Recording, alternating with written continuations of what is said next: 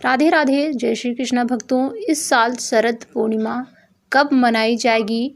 शरद पूर्णिमा पर घरों में खीर क्यों बनाई जाती है? आइए जानते हैं।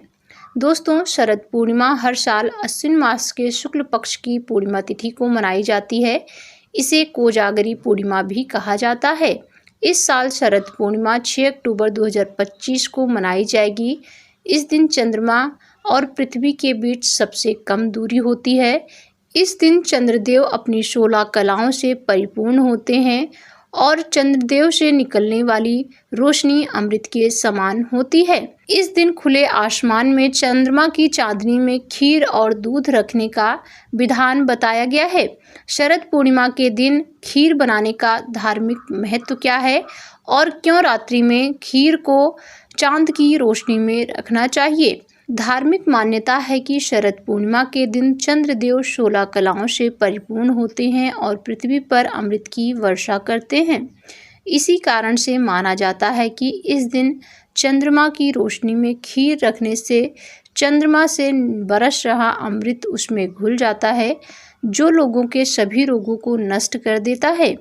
एक अन्य धार्मिक मान्यता के अनुसार माता लक्ष्मी को खीर बेहद प्रिय है और चूंकि इस दिन को माता लक्ष्मी के प्राकट्योत्सव के रूप में मनाया जाता है, इसलिए इस दिन माता को खीर का भोग लगाना शुभ होता है। ऐसा करने से माता का आशीर्वाद मिलता है।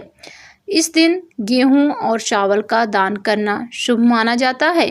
कहा जाता है कि चावल का दान करने से चंद्रदेव का आशीर्वाद और गेहूं का दान करने से सूर्य देव का आशीर्वाद मिलता है। इससे भक्तों के भंडार हमेशा अनाज से भरे रहते हैं। इस दिन चंद्रमा की रोशनी में रखा खीर प्रसाद के रूप में लोगों में बांटना शुभ होता है।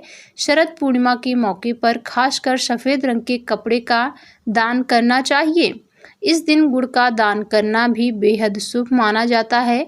ऐसा करने से आर्थिक स्थिति में सुधार आता है और भगवान की कृपा बनी रहती है।